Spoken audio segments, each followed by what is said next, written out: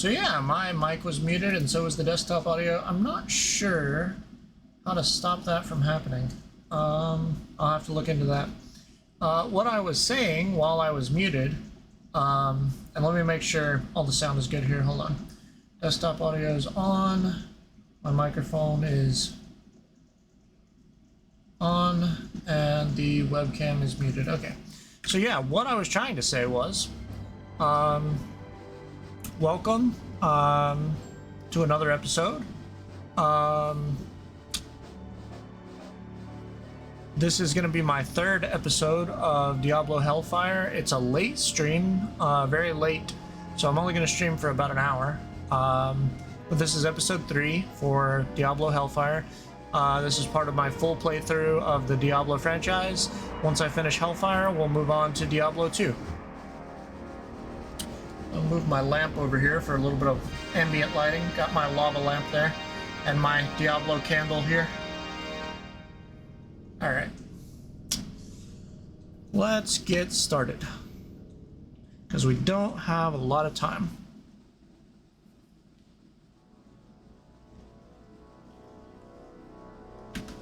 Whoops, I clicked replay intro. Let's try that again. Alright. Playing Loomish, level 12 currently. Don't want a bow.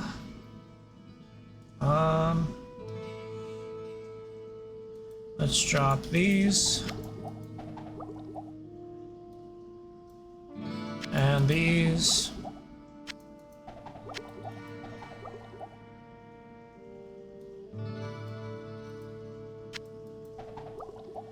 Sell this bow. What can I do for you? And let's get back to it. The stream title says that this is episode 2, but it's episode 3. I'll change it for the VOD and for YouTube. So if you're watching this as a highlight on Twitch or as a video on YouTube, then the title is correct. If you're watching the live stream, it's currently incorrect. Ooh, we got a boss there.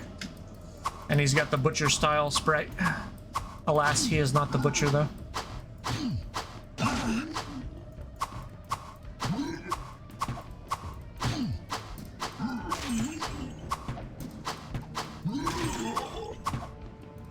He is Bilefroth, the Pit Master.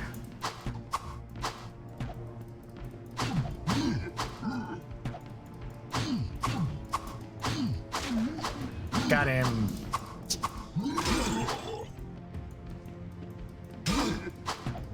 Unfortunately, he dropped a shield, and I don't use shields, so... But we'll sell it for whatever it goes for.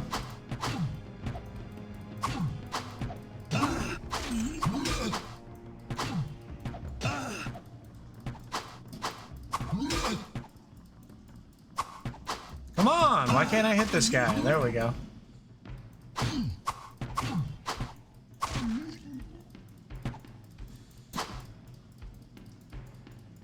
Of course, this clan's gonna run away from me.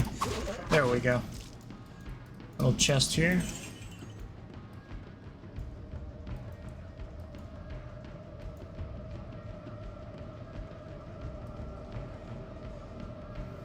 Do we have any quests right now? No.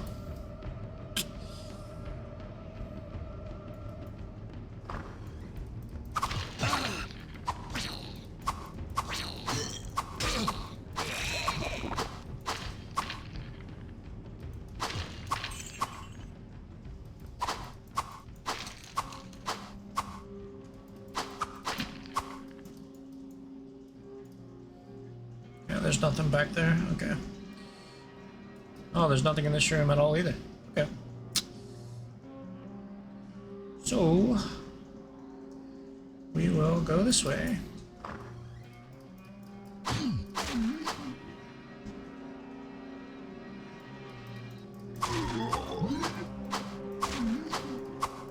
Maybe I should increase my dexterity. I can't hit these overlords at all. This is terrible. Alright. I'll put 2 points into dex because that's frustrating.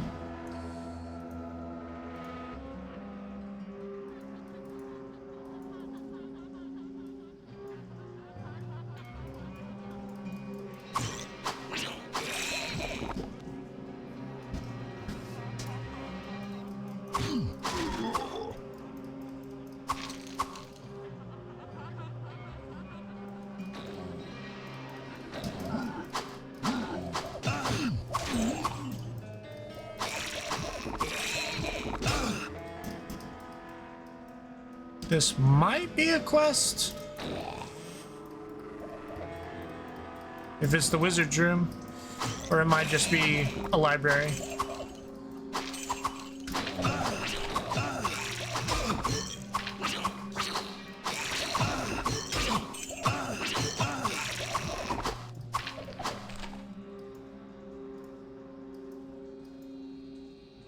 Hey, Pandy.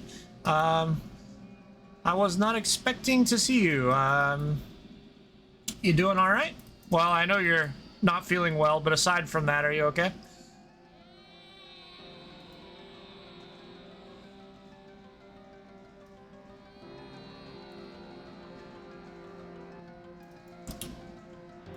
Okay-ish. Okay. Yeah, when you explained what was going on,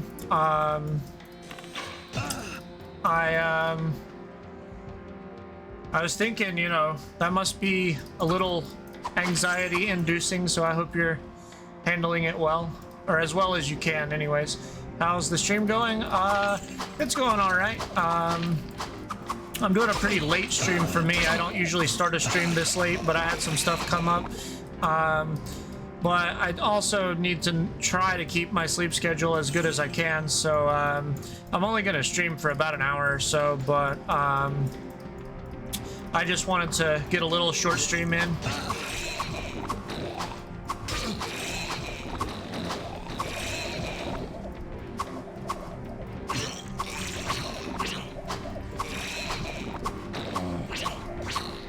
Yeah, anxiety sucks, and I have pretty bad anxiety, like, and that's a huge understatement.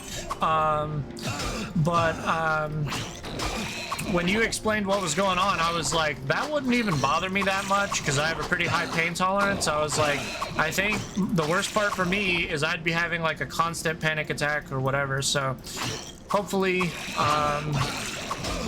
your efforts to stay calm are being effective, or as effective as they can be.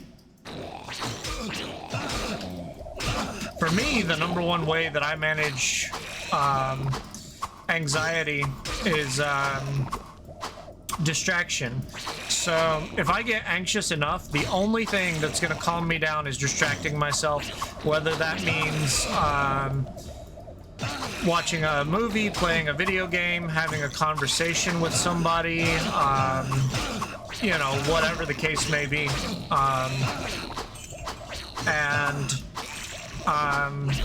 You know, if I get too anxious where I can't focus on things like that, then I find a distraction that's super simple and basic. Like, I'll name all the colors I can see, or I will do simple math in my head, or whatever, stuff like that. So you get it, this heart-pounding crap, or the panic, am I about to choke feeling, it's gotta go. Yeah, but I think that if there was any concern for your safety, the doctor would have mentioned it and probably not sent you home for that matter. I would say you're probably safe. It just doesn't feel like you are. Too much baggage. Which is usually the case with anxiety. Also counting, I count the edges of stuff to make them in 0 or 5. Not sure what you mean by make them in 0 or 5. Maybe you could elaborate. Yeah, he said as long as I can do fluids, I'm okay. Are you breathing okay, though? Like, can you breathe all right?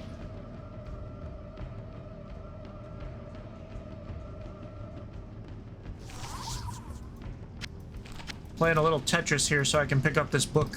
There we go.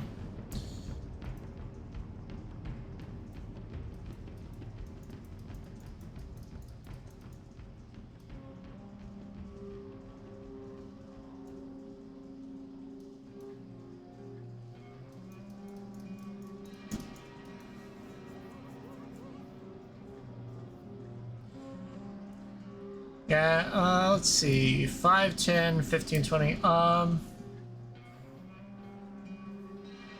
Oh, I see what you're saying, I think. So So you like try to see how fast you can count the edges of things? Yeah, breathing is fine, and he said as long as I can do fluids, I'm okay for now. Okay, then you're safe. You just, you know, don't feel like it, which is, you know, very typical of anxiety.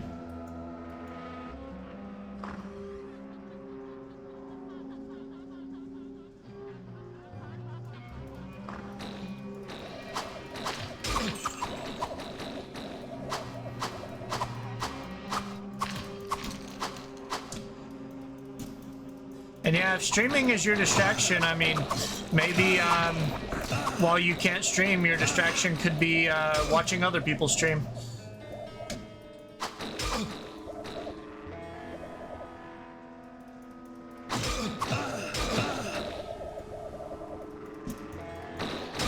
We've got a boss here, but since these are the acid spitting guys, it's pretty difficult to knock them off as quickly as I want to, so we'll check the boss's name in just a second.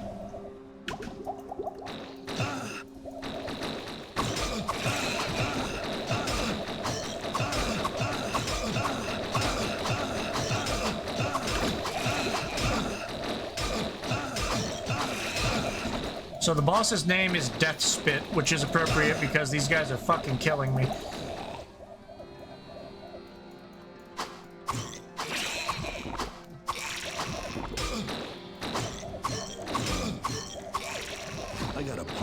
I don't want to lose my butcher's cleaver, so we're gonna town portal out of here to repair that.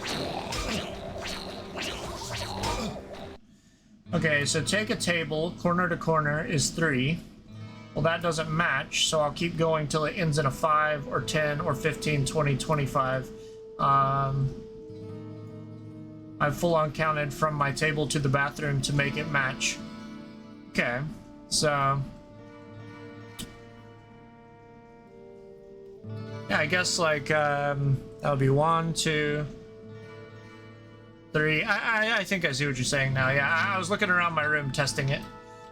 Stop letting them kill you. Yeah.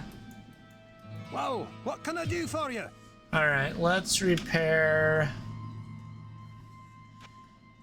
the cleaver. And that's it. It's a weird ass quirk. Not really. I mean, so like if anybody gets it, it's me. Because so my background is in music. That was my career prior to, you know, health stuff getting in the way. But I'm a percussionist and I'm pretty obsessed with rhythms. And so like I'm constantly figuring out like mathematical or rhythmic things that I can apply to everything around me. And then as far as doing things obsessively, I have pretty significant obsessive compulsive disorder. So like I am constantly doing weird little rituals and stuff. So like I get it if anybody does. Hello, my friend. Stay a while and listen. All right.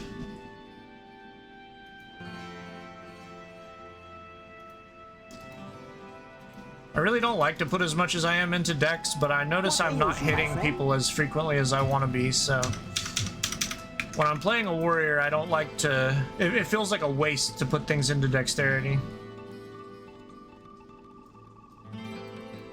Whoa, what can I do for you? I understand all that. It's nice to have someone that understands the weird. Yeah, I don't understand every weird, but I definitely understand those weird. But yeah, my obsessive compulsive disorder reached a point of severity where I was not even functional as a human being. I was doing OCD rituals, you know, 15 hours a day. It was pretty insane. And I basically didn't accomplish anything from the time I got up until the time I went to sleep, aside from just doing OCD rituals and trying not to freak out. But now I am in what's called exposure response prevention therapy, which is a targeted OCD therapy specifically for OCD. And in addition to that, the therapist, he is like at the top of his field. He's like a, you know, world-renowned OCD therapist, and all he treats is OCD. And also he has OCD himself, so I'm making a lot of progress with that. I'm glad you've got it maintained to a point that you're more functional. Yeah, me too. I've reclaimed a lot of my time because so much of my time was going into this, but now that's not the case anymore. I mean, still a lot of my time, but not quite as much. I would say right now, which I probably shouldn't say on stream because from what I've heard, the people who try to take away your disability or whatever are pretty nefarious, and they monitor everything in an attempt to take away your disability. But regardless, I would say that currently I'm only spending about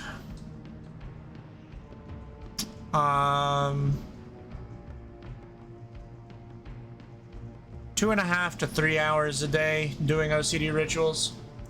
And you know, if anybody tries to come back and say, oh, well, you said on Twitch that you're only doing, you know, 3 hours of OCD rituals a day or whatever, and so we're gonna take away your disability, that is a estimate on my part, and it's also not reflective of how much time other aspects of my mental health are taking, so fuck off. But yeah, it is a ridiculous thing.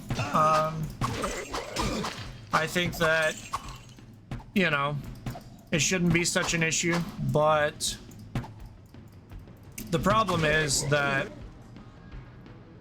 basically, as soon as you're approved for disability, especially if you're under the age of like 45 years old, you become a target for them to constantly monitor you and constantly make an effort to come up with a reason to take away your disability.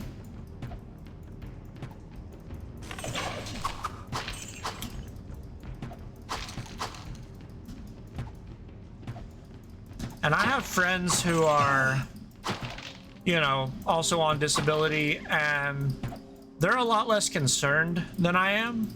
But I'm very concerned because, like, if I lost my disability, I would be in very deep trouble. But I know a lot of people who just, you know, they don't worry about that like I do. And I don't know, I feel like it's a risk to do anything. Like, if I have a really good week and I feel good, I don't post it on social media or anything like that.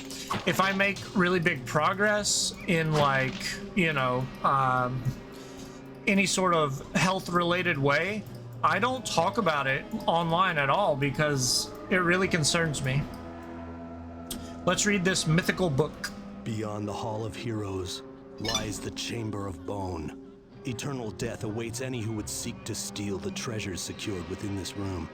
So speaks the Lord of Terror, and so it is written. So I did that quest during the regular Diablo 1 playthrough, so I'm not gonna go back to town for the purpose of hearing the dialogue for that quest.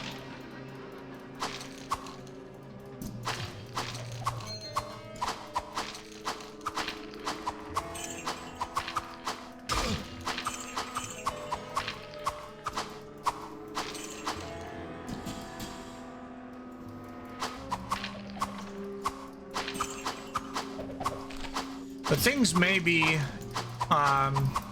getting easier in the regard of defending my disability case, because a lot of my health issues are mental health, but, or I should say mental illness.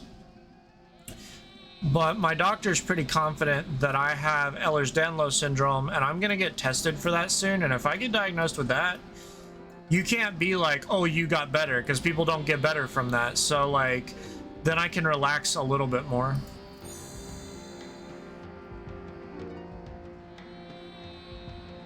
I don't know what every shrine does anymore. I used to know, but I do know what that shrine does. It fucking took the durability down on my items, which sucks.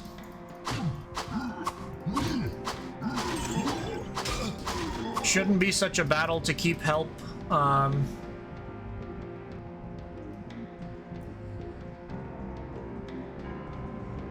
Yeah, I agree. It shouldn't be, but I feel like there's a lot of things in the system that are just completely broken, and that's one of them. And see, I told you, I thought you did too. Yeah, I mean, I'm pretty confident about it, but it's a little nerve-wracking to get the genetic testing done, because once they do the genetic testing, if it comes back and says like, oh no, you don't have it, well, then how do I explain all of these issues that I have with my joints popping out of place, and having like the heart palpitations and the blood pressure jumping up and down, like all these crazy things? Like, if I don't have Ehlers-Danlos, then like, how could I explain all of that?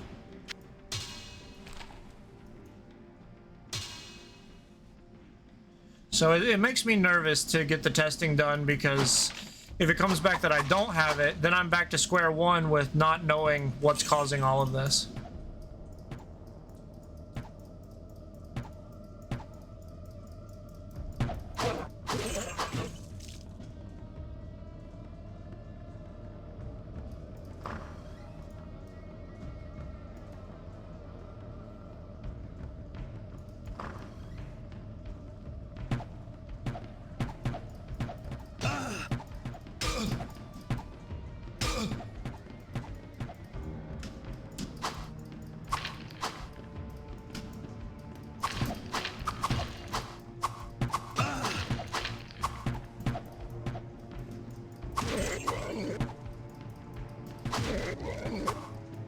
I know you have a variety of health issues as well. Were you granted disability or anything like that? I gotta pawn some of this stuff.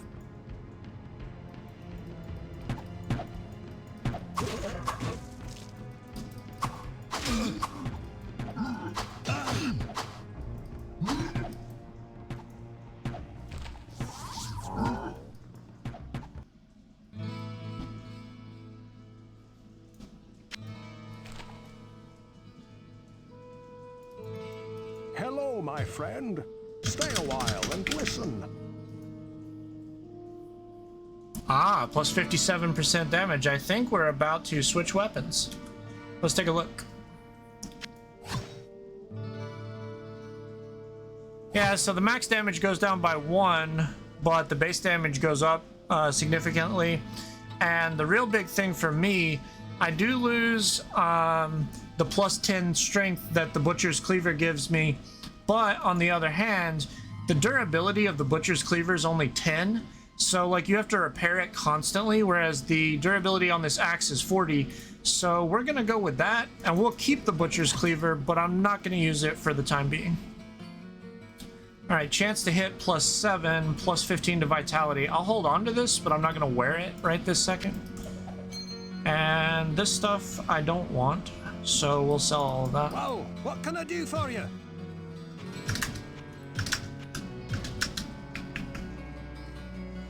No, but you're trying for it. Well, my advice, and I don't remember what state you live in, but my advice is get a lawyer, because I would have never been approved if I didn't have a lawyer. And if you're thinking, oh, well, you know, I can't afford a lawyer, that was my thinking as well. But it turns out that disability lawyers are not allowed to charge you money until they win your case. So if they try to win your case and they fail, you don't have to pay them. And if they try to win your case and they win, you don't have to pay them until you get paid your first check from disability. So get a lawyer and don't worry about it, because they're not allowed to charge you any money until you get approved for disability.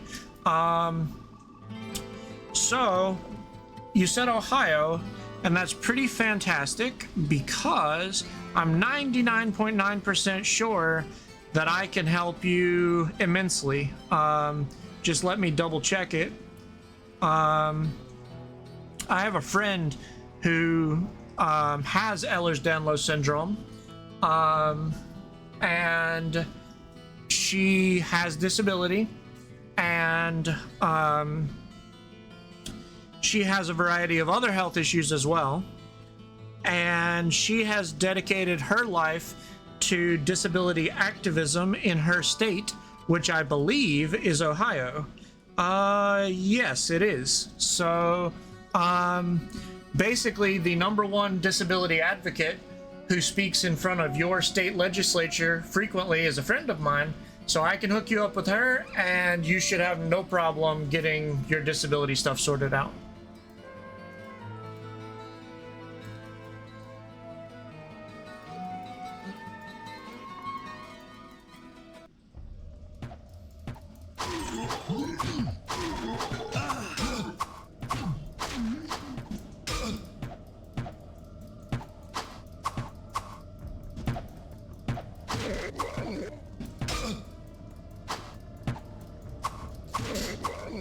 Yeah, it's something that I did not learn until quite a while into the process. But once I learned that, I was like, okay, I'm getting a lawyer. Yeah, absolutely. She would be head over heels, you know, happy to help you. Because that's her, you know, that's her passion, is to help people with their disability rights in Ohio. You tried to work while being sick and it's no good at all. Yeah, I know what that's like.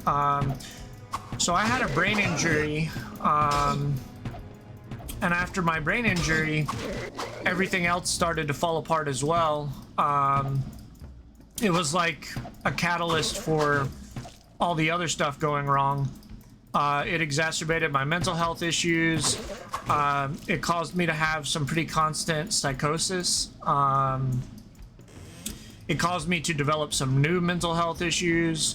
It caused a lot of cognitive difficulties. And things just got, you know, worse and worse neurologically, emotionally, psychologically. And I don't want to go down the whole rabbit hole of my story tonight, but basically I was miserable 24/7, and it was really, really, really bad.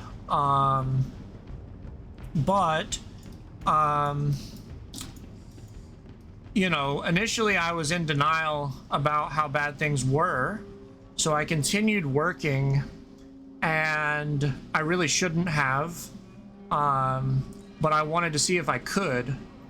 And after a while,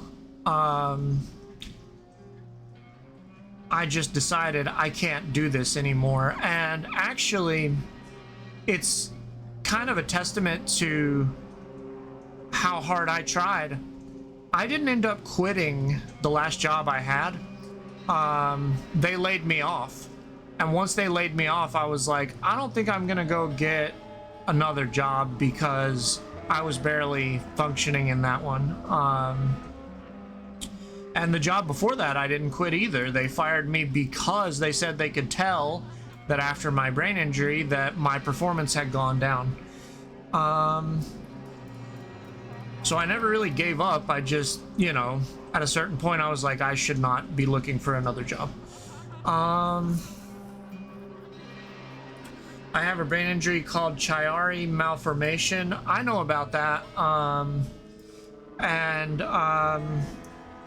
I don't know if you know this, but Chiari malformation is actually very common to be comorbid with connective tissue disorders like Ehlers-Danlos.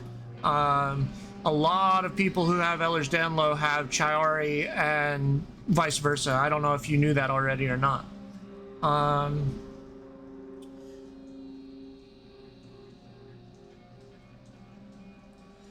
Yeah, I do know about the condition, and I'm sorry that you're struggling so much. That really does suck.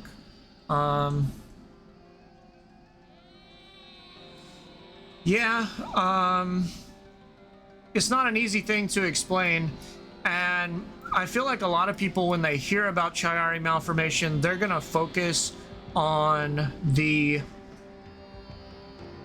gonna be like, does it hurt, or is it physically painful?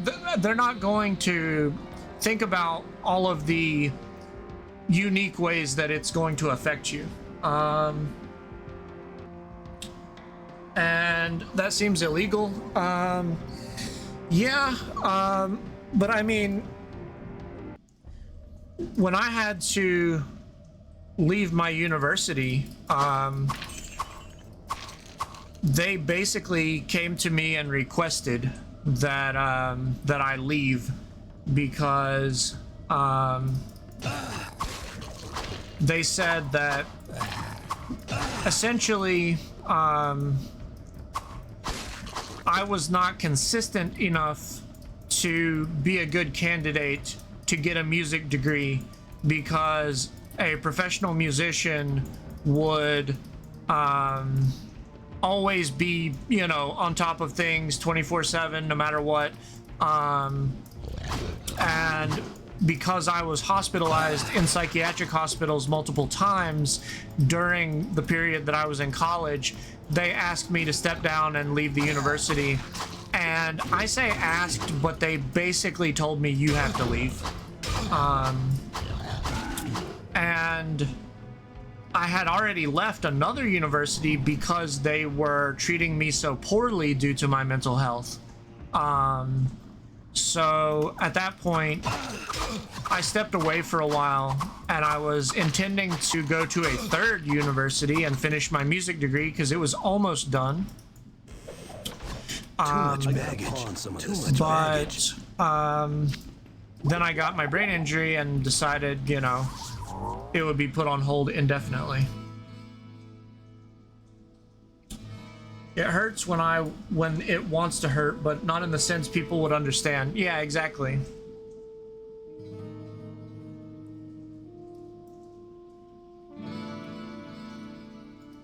Hello, my friend. Stay a while and listen. Let's see what we have here. So that adds 4 points of damage, but it's still not going to touch that. Yeah. And plus 10 to magic. I don't give a shit about that. 4 plus 66. Nah, that's... I don't want any of this stuff.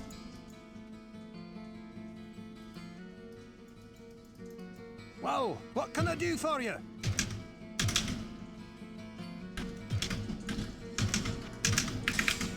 And I struggle to process my thoughts in a coherent way when I'm streaming and playing a video game.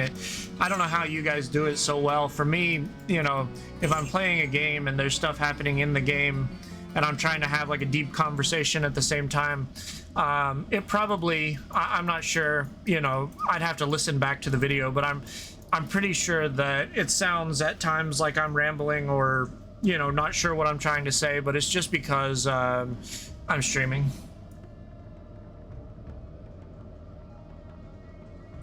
You've heard me stream. My brain says no a lot. Yeah. It happens.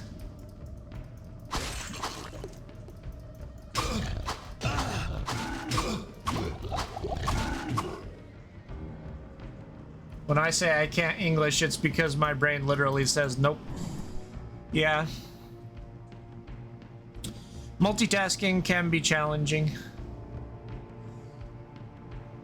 depending on what it is.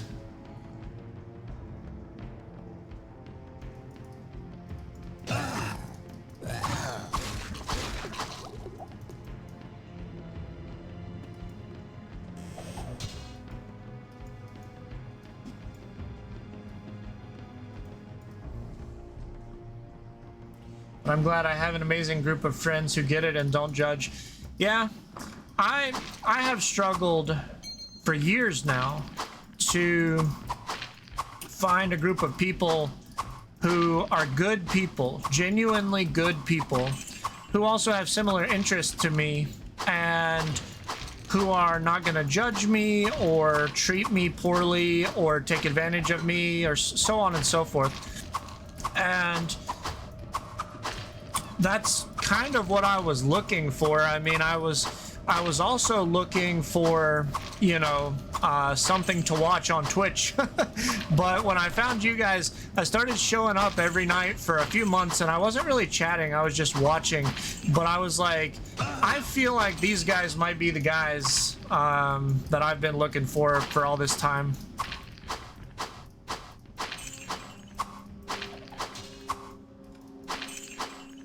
Too much baggage.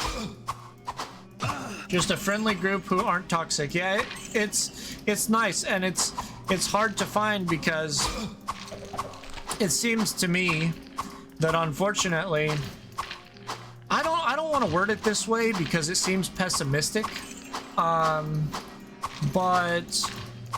it almost feels like, due to the societal shared trauma that we all have from political stuff and, you know, the economy being bad and COVID and all these other things that have happened, it almost feels like the average person doesn't care about other people anymore. They only care about themselves. And to an extent, it's understandable, but on the other hand, you know, why would you want to hang out with anybody, period, if everyone is only out for themselves and they don't care about you? So it feels very challenging to find friends. And then, you know, another part of that is my age. You know, I'm 30 years old. They say making friends gets harder as you get older, so that's part of it as well. But yeah, glad we make you feel safe and okay. You definitely do, which is something I've been struggling to find. Hello, my friend. Stay a while and listen.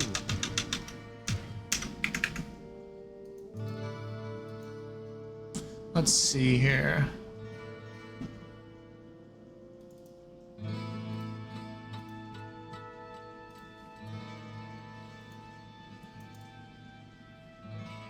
So this one has fast attack, but less damage. I don't really care about that. Although there might be an enemy where it's useful at some point, so I'm going to keep it. And then I'm going to sell the rest of this stuff. Well, what can I do for you?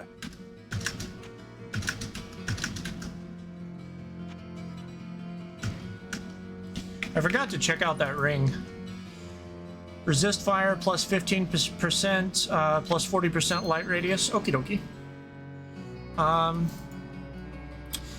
And, you know, the timing was bad for society to get that way because after my brain injury, I experienced a state of almost constant psychosis, like 24/7 psychosis, for about 3 years straight.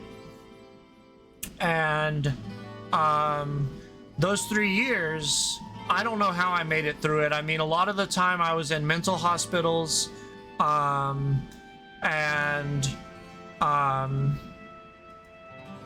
I have no idea how I got through it without, you know, ending my life or, you know, just completely going insane. But after the 3 years of constant panic and 24/7 hyperventilation and this kind of stuff, once that all ended, I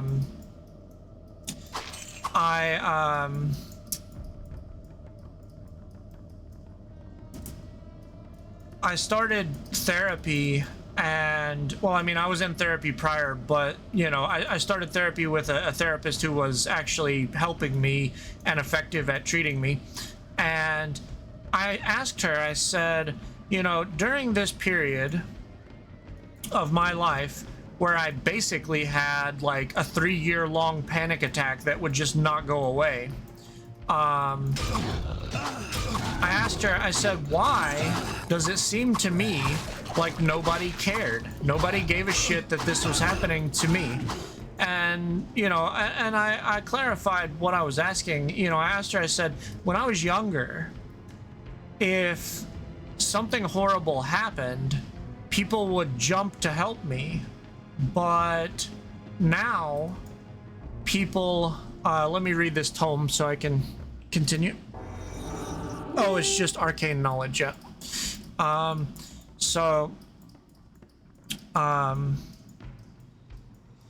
But yeah, so I asked her, you know, like when I was younger,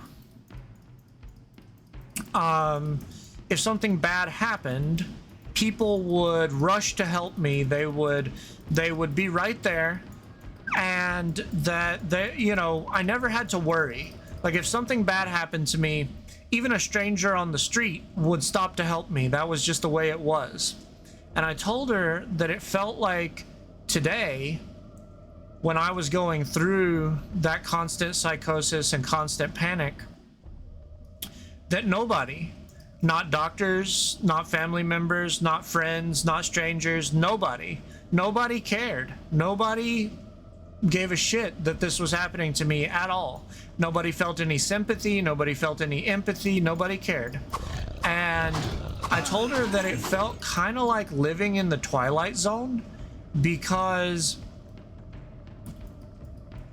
it was like me screaming into the void that this horrible thing has happened, and everybody just acts like they can't hear me, they can't see me, I'm invisible, they don't care. Yeah, that's fine. I don't have a spell ready.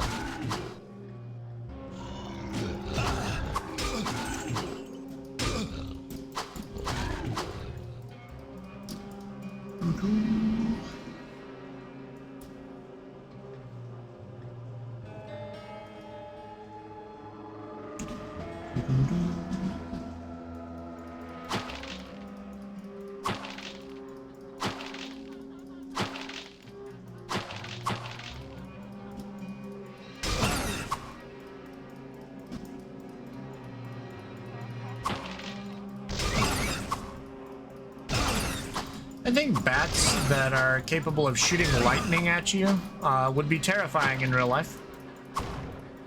I really do.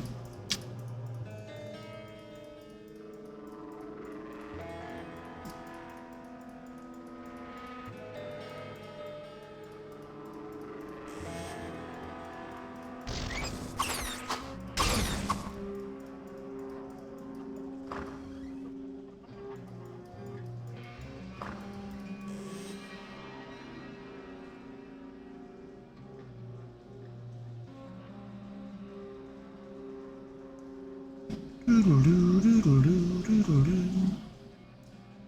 bum, bum, bum, bum, bum. Bum, bum, bum, bum.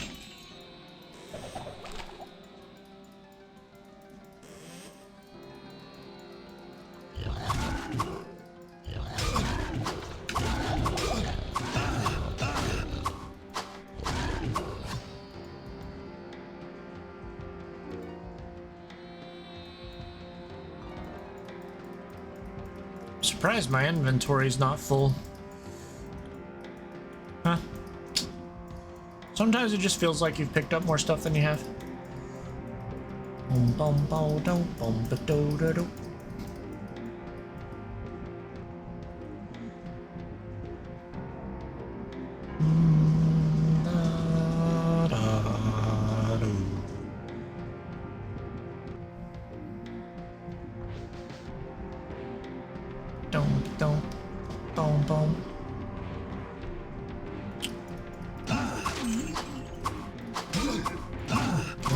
This guy.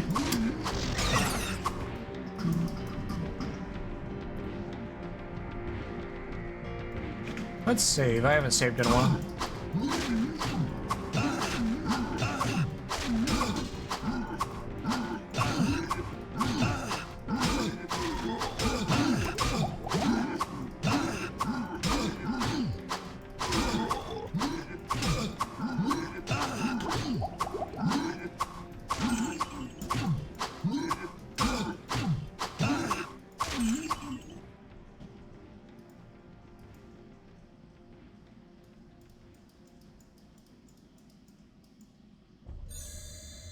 You feel refreshed.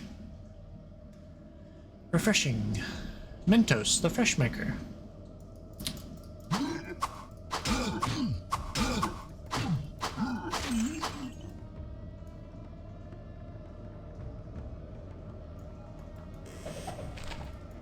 Scroll here, scroll there.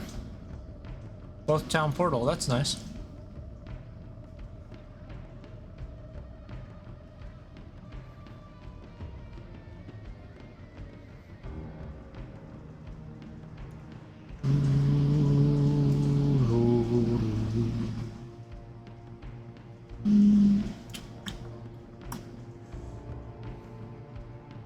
There is the path down to level 8. And might need some potions soon.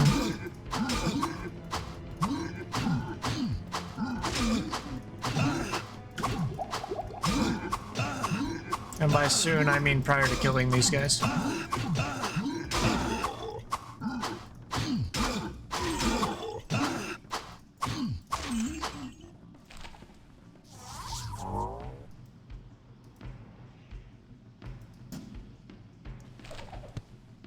Too much baggage. You say that, but...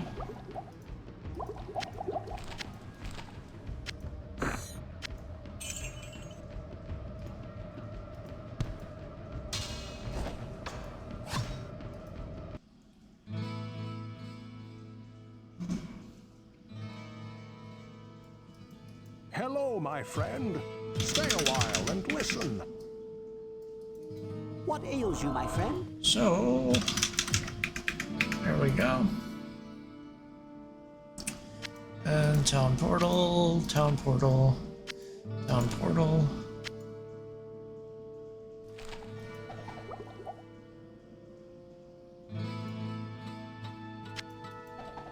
What ails you, my friend?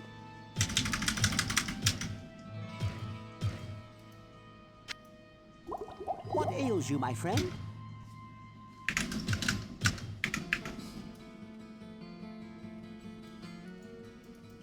Hello, my friend. Stay a while and listen. Well, what can I do for you? Vicious sort of structure. Oh, I didn't mean to alt-tab out of the game. My fingers pressed the wrong buttons.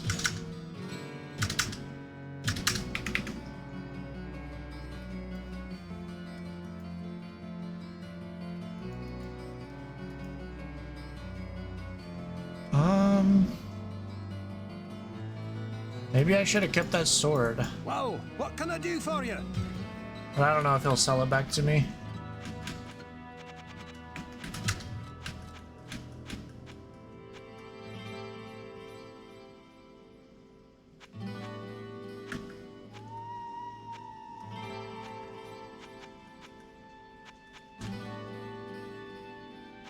Yeah, it's fine.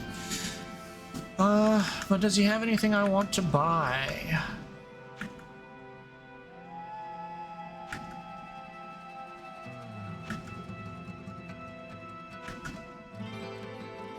Plus 13 strength on that ring, that's pretty good.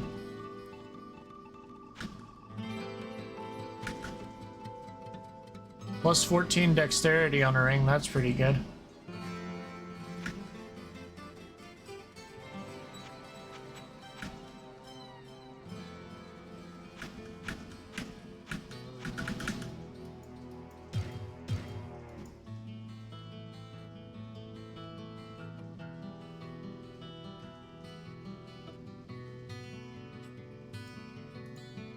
Whoa, what can I do for you? I'll buy that plus 14 dexterity ring. Probably find something that replaces it pretty quickly, but it's better than resist fire plus 15%.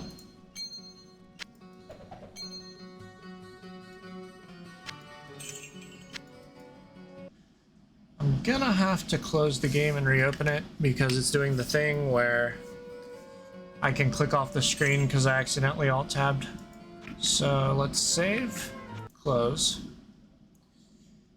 then reopen.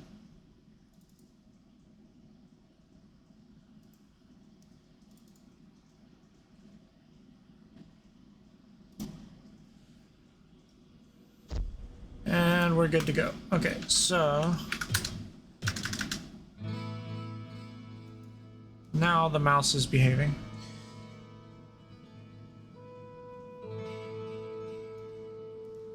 Go sell a bunch of stuff to Adria.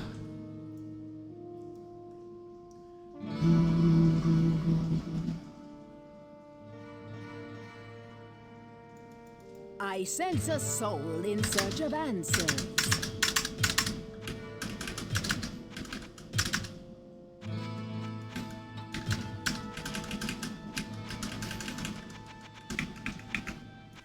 La-di-da-di-da. All right.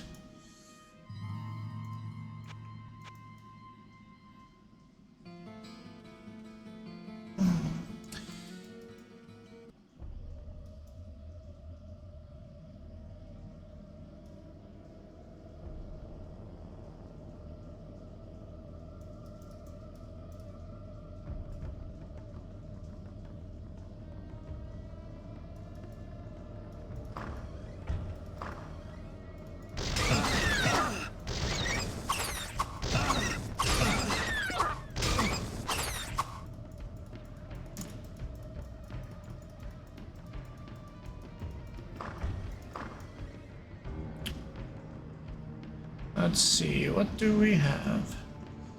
Nothing currently. Now we have some Horned Demon Rhino people. Ba-da-ba-da-ba-da. Nothing to pick up there.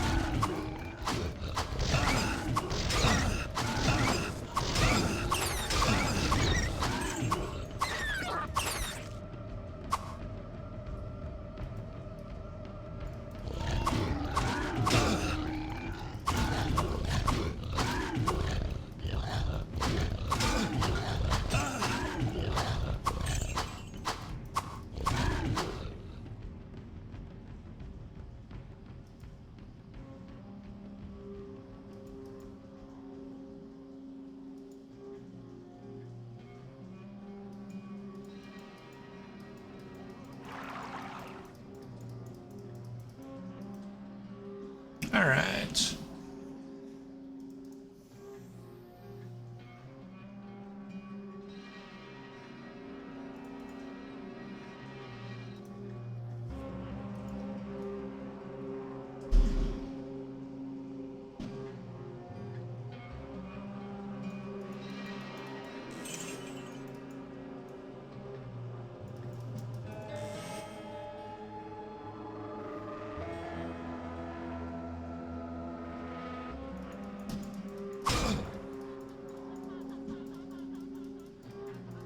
Okay, that's it for this level. So we'll go on down to level 8. I'm pretty sure these are the stairs back up to the level I just came from. Yeah, so gotta find the stairs down. Sorry, got distracted by a Diablo dungeon. I blame Zach. It's okay, no worries. Still here watching. Okay. But yeah, all I was trying to say was, after, you know, all of this, you know, stuff took place and nobody cared, I talked to a therapist about it, a good therapist, and she said that society has become less interested in other people's feelings because of life becoming difficult in this country. At least, you know, that's what she was saying.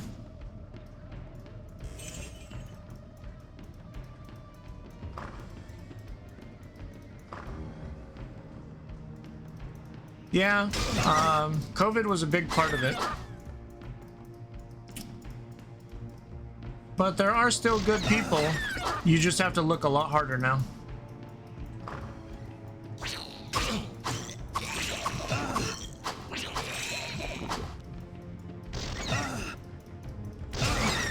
But you know, I asked her, I said, am I crazy? Like, is this just part of my psychosis that I feel like the world has become cold and doesn't care at all? And she was like, no, it's true. She's like, I've noticed it in my work as a therapist that people just don't care about each other anymore. And that's a sad thing. But if things can change to make that happen, things can change to make it go back the way it was, maybe. And if not, then us good people can stick together and tough it out.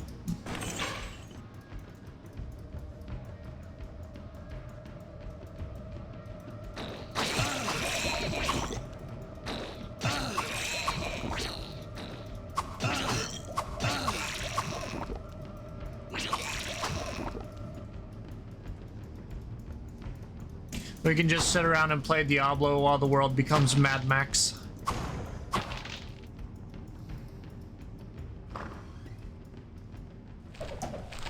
We've got a quest.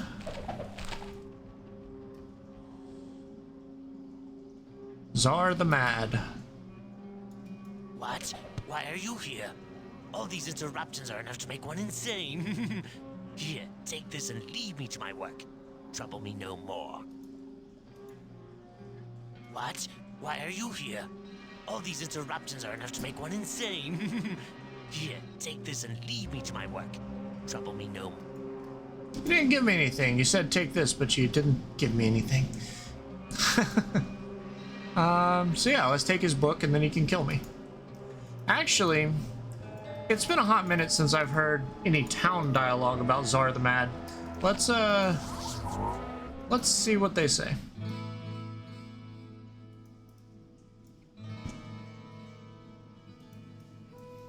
Greetings, good master. Welcome to the He Tavern has of the nothing. Rising Sun. Whoa, what can I do for you? They might not have dialogue for Czar the Mad. Hello, my friend. Yeah, they don't. Stay a while and I listen. just, I always assumed they didn't, so I didn't check, and they don't.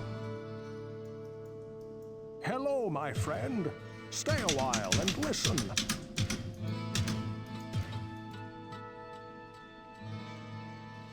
So this requires 80 strength, and it's 12 to 30. Well, first off, what is my strength? It's 62. So we'll put this over here for the time being.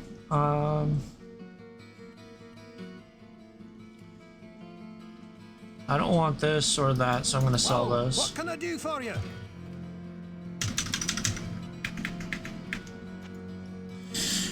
And I'm sorry if the conversation got bleak or negative or whatever. I generally try not to do that. I know it can be off-putting to ramble about unfortunate things. So I try not to go down that rabbit hole. But from time to time, it is necessary to discuss, you know, the more difficult aspects of life. I just try not to make a habit of it because I don't want to be known as the guy who brings people down. I sense a soul in search of answers.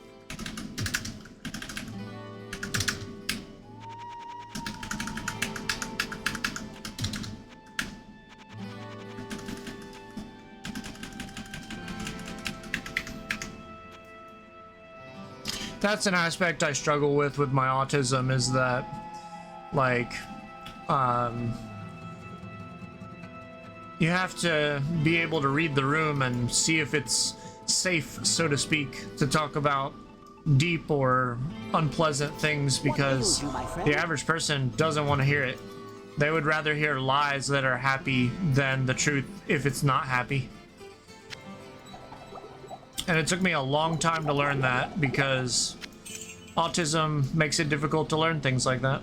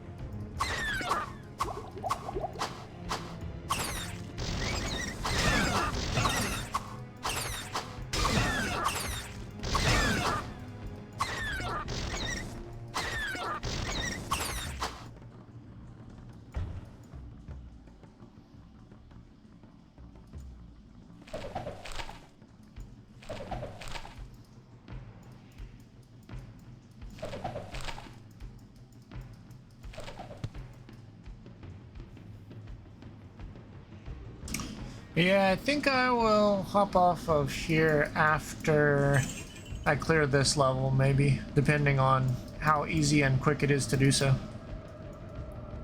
I almost forgot to kill Czar the Mad. So let's do that. Boss fight. Your curiosity will be the death of you.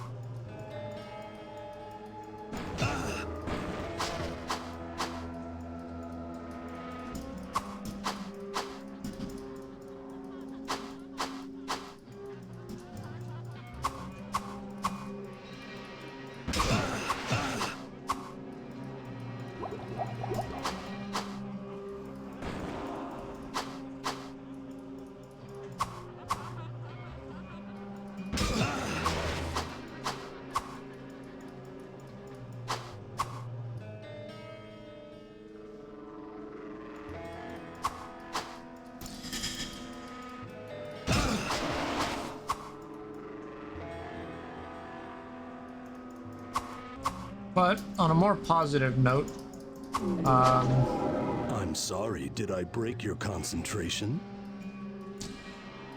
on a more positive note, if there are a few people that are still compassionate in the world, then there probably are plenty of people out there to find that that are good people. You just gotta look hard.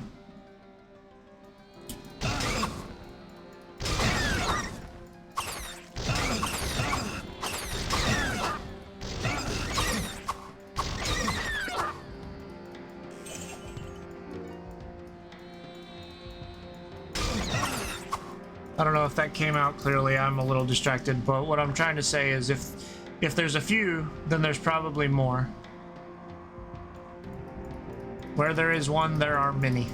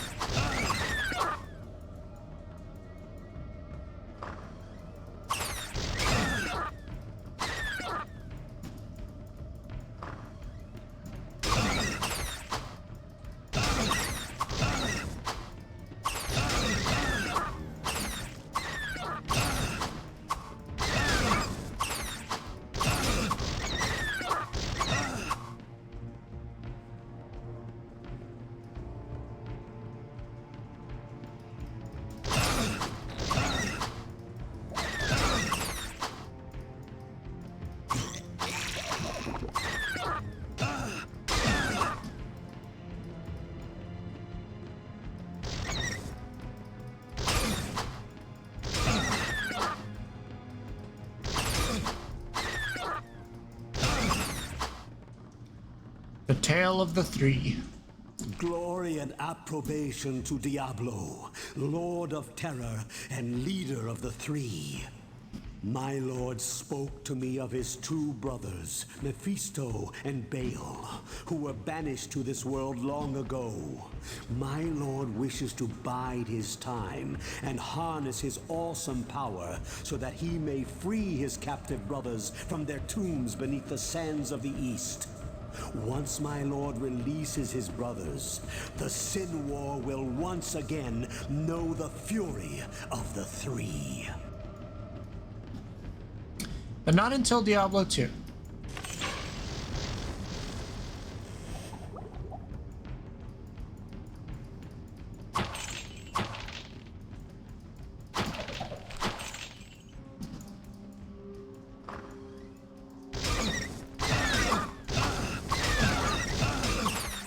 Spell ready.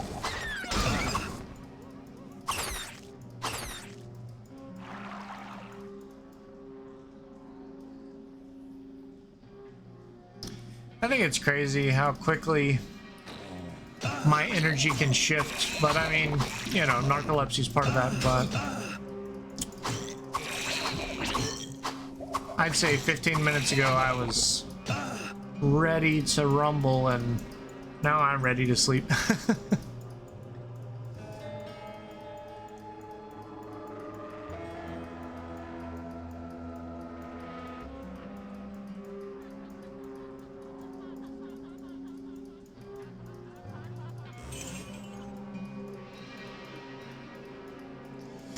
Yeah, my brain said, you're done.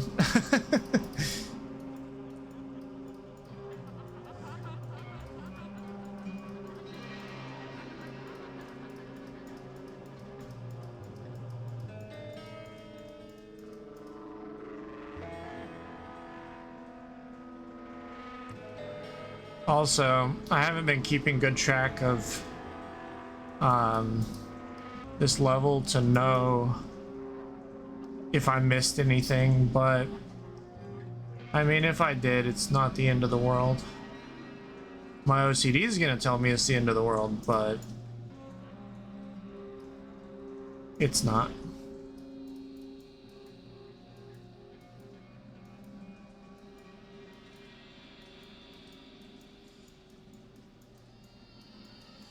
You said you have got narcolepsy, right? Yes, I have narcolepsy. So when you feel tired, it's probably okay. You gotta lay down immediately. I don't have cataplexy, so narcolepsy with cataplexy is where you just like fall out. So like, you know, like you just fall down. I don't have that. I have type 1 narcolepsy, or I believe it's type 1. Jeez, I forgot my own fucking diagnosis. Of course, I talked over the voice line. He just said it's hot down here because I'm getting closer to the hell levels. I'm in the caves now. How could I forget? I'm 90% sure it's narcolepsy type 1. Let's see.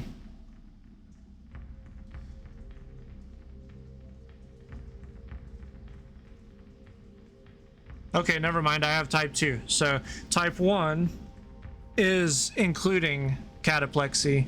Type 2 is where you don't have cataplexy. So I have type 2 narcolepsy. Can't believe I forgot that, but it's also been years since I've discussed it with anyone, so but yeah, basically the type of narcolepsy that I have,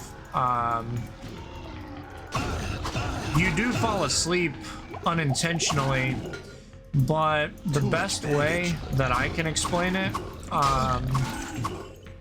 is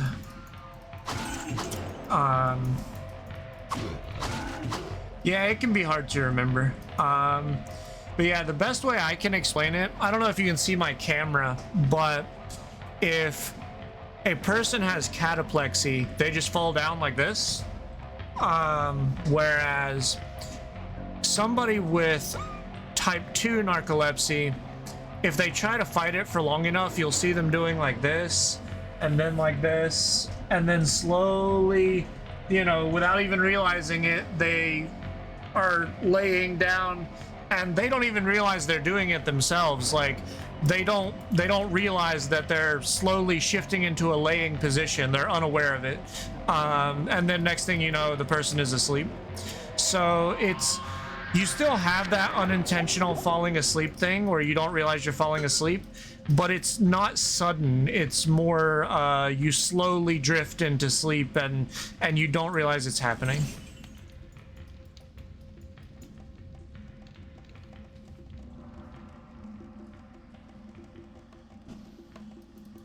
My great uncle had narcolepsy, and he also had type 2 narcolepsy, and they said that he would sit at the dinner table, and he would, every single time he was eating dinner at the dinner table, he would slowly start to lean out of his chair like this. And then, like, as soon as the chair tipped and he was about to fall out of the chair into the floor, everybody would go to like yell at him like, you're gonna fall. But before they did, he would feel the chair shifting like it was gonna, you know, fall over, and he would sit up all of a sudden, and people would say like, do you realize you were asleep just now? And he's like, no, I wasn't. That's not true. And he was very in denial about it. But yeah, yes, narcolepsy is genetic. Although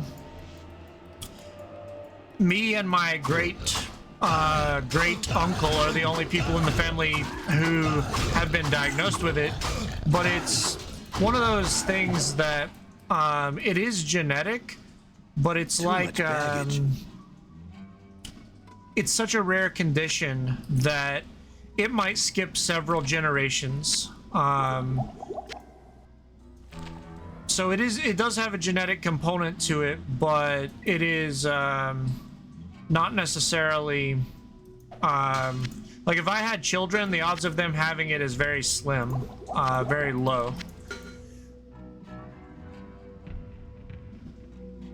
If I had children and they had children and they had children and so on and so forth, then, you know, it gets a little more likely that one of those people would have narcolepsy. So yes, it runs in families though.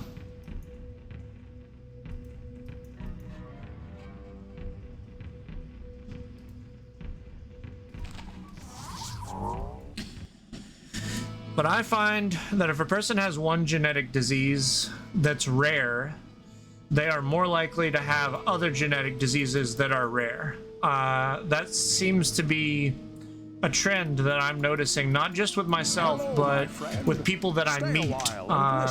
People that I meet throughout my life. You know, if they have Ehlers-Danlos, they also have Chiari malformation, they also have like comorbidities that are common, postural orthostatic tachycardia, all these things. And not all of those that I mentioned are genetic, but what I'm saying is that if you have one very rare health condition, it seems like you are exponentially more likely to have another very rare health condition.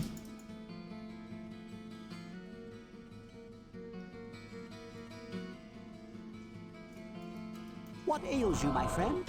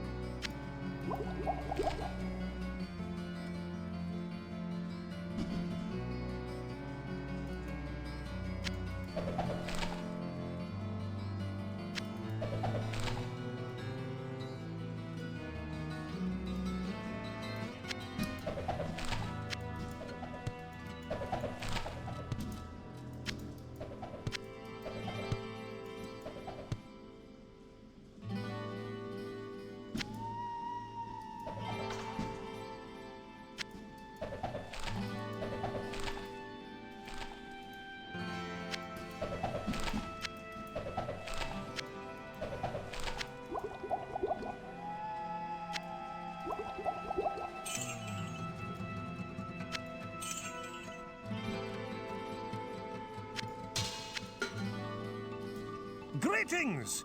It's always a pleasure to see one of my best customers. I know that you've been venturing deeper into the labyrinth, and there's a story I was told that you may find worth the time to listen to. One of the men who returned from the labyrinth told me about a mystic anvil that he came across during his escape. His description reminded me of legends I had heard in my youth about the burning Hellforge, where powerful weapons of magic are crafted.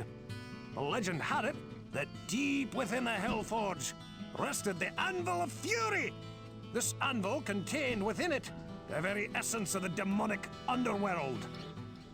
It is said that any weapon crafted upon the burning anvil is imbued with great power. If this anvil is indeed the Anvil of Fury, I may be able to make you a weapon capable of defeating even the darkest lord of hell. Find the anvil for me, and I'll get to work.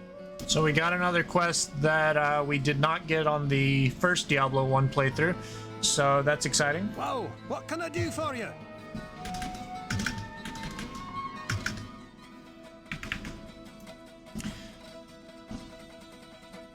Let's go talk to this guy over here, see what he has to say. if anything. He'll probably, at this rate, just tell me to keep waiting. So, you're the hero everyone's been talking about. Perhaps you could help a poor, simple farmer out of a terrible mess? At the edge of my orchard, well, just south of here, there's a horrible thing swelling out of the ground. I can't get to my crops or my bales of hay, and my poor cows will starve. The witch gave this to me and said that it would blast that thing out of my field. If you could destroy it, I would be forever grateful. I'd do it myself, but someone has to stay here with the cows. I knew that it couldn't be as simple as that witch made it sound. It's a sad world when you can't even trust your neighbors. So let's see. Well, I mean, this is an expansion, so there's no way the other townspeople have dialogue about that guy. It's not possible. I sense a soul in Yeah, search okay. of answers. So nothing to check there.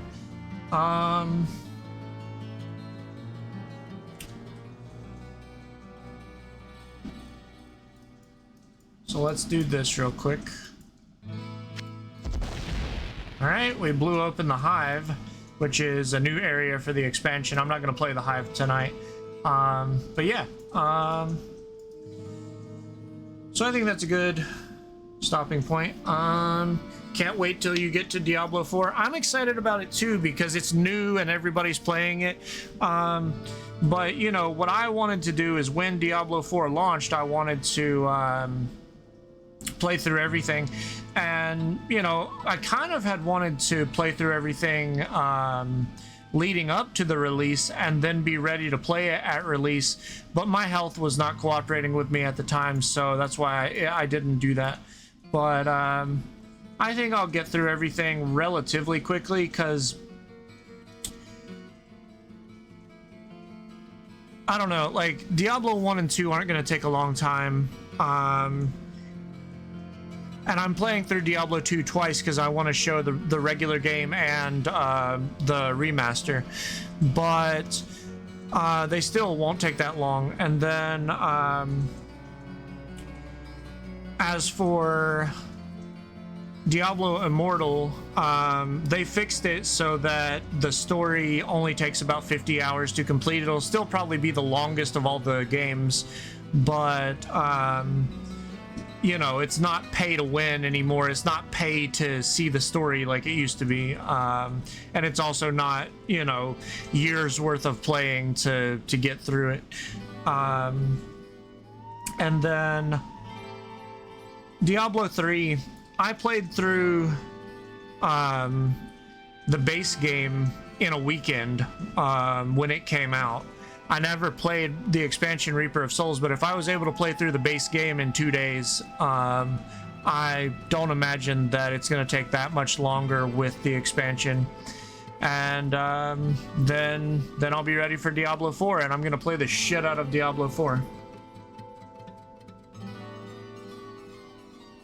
By the time you get there, we will be super badass and can help you a lot. Yeah, that'll be good. Yeah.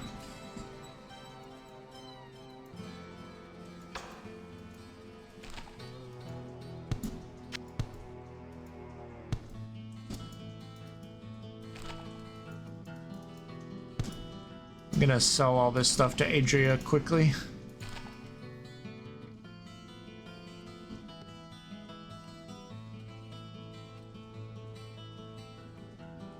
Reaper of Souls is really short. Okay, then I'm not so concerned about Diablo 3 either. I sense a soul in search of answers. So in that case, it's probably going to be Diablo Immortal that takes the longest, but you know, it's part of the story. It is canon and it is part of the story, so.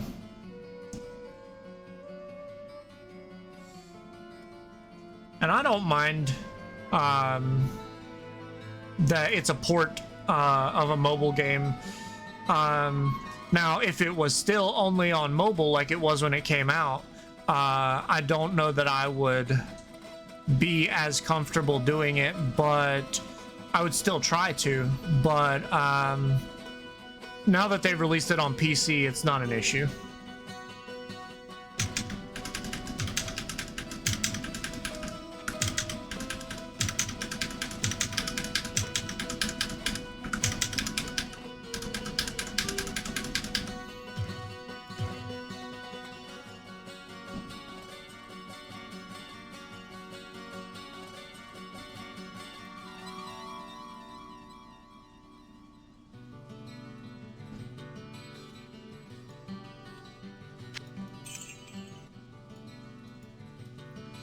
I'll show a little peek of the hive, what it looks like. We have long lain dormant, and the time to awaken has come. After our long sleep, we are filled with great hunger. Soon now we shall feed.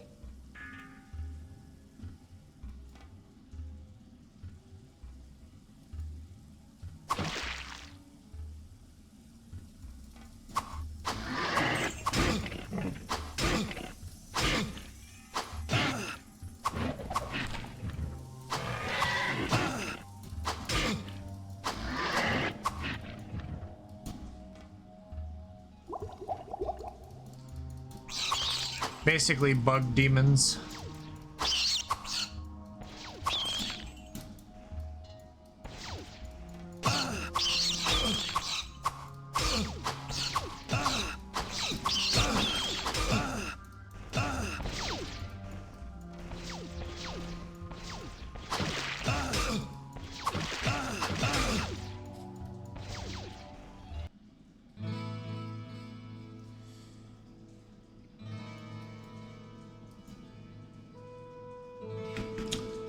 All right.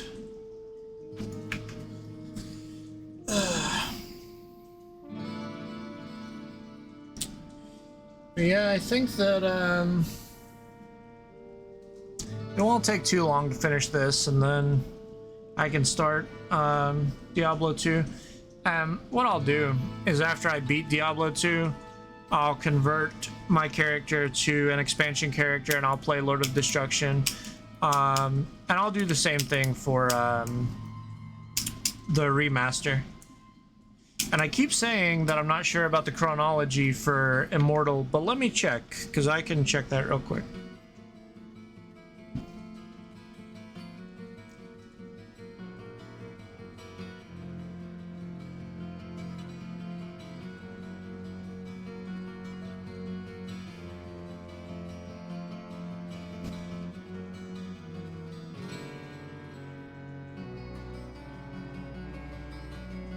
Okay, so it takes place 5 years after Diablo 2, prior to Diablo 3.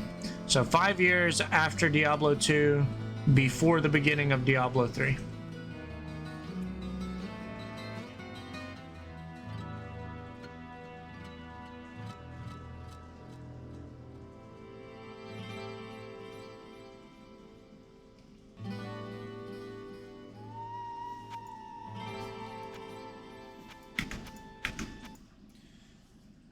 And I'm also going to test something else out right at the end of this stream.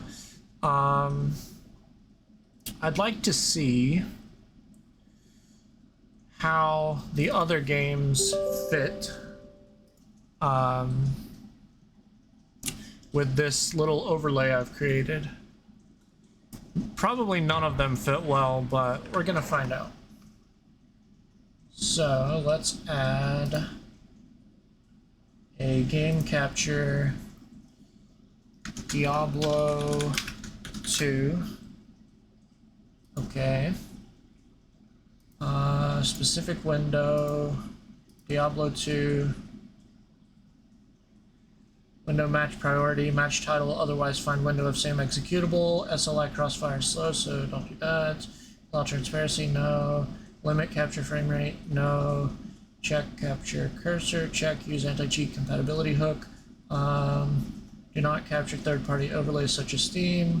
Hook rate normal recommended, color space sRGB. Okay. So let's see how Diablo 2 looks with my overlay.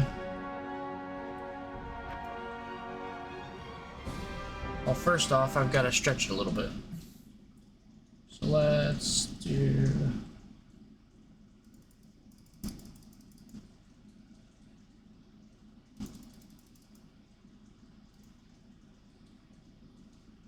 transform, fit to screen.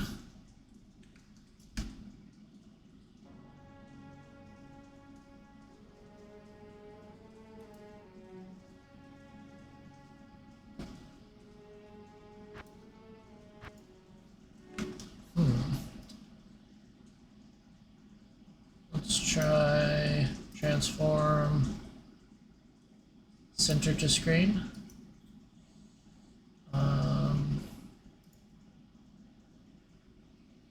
Center vertically.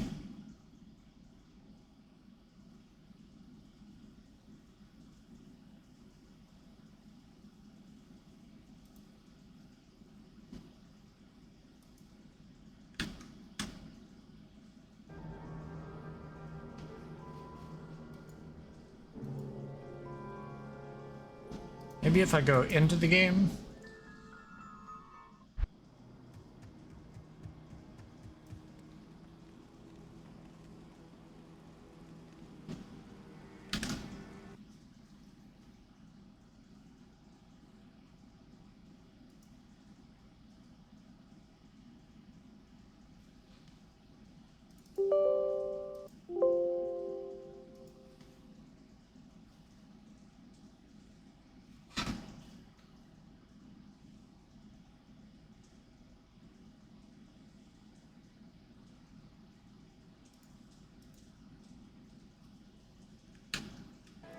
Well, I guess I'll have to play around with this some more later, because it's not picking up Diablo 2, but I'm thinking that this overlay is going to be compatible because it's the same resolution. It looks like the same resolution anyways.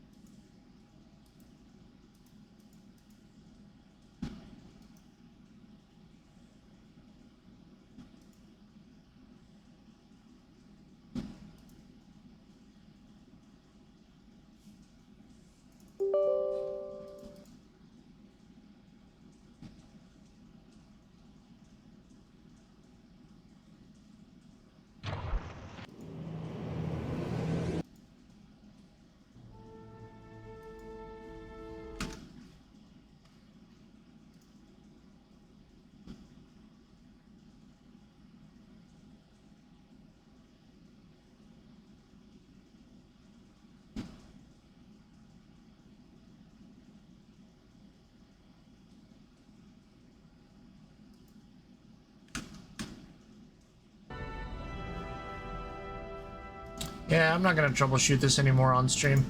I'll figure it out later. But yeah, I think I am going to head off of here. So thank you for hanging out, and I will chat with everyone later. Probably gonna stream again tomorrow.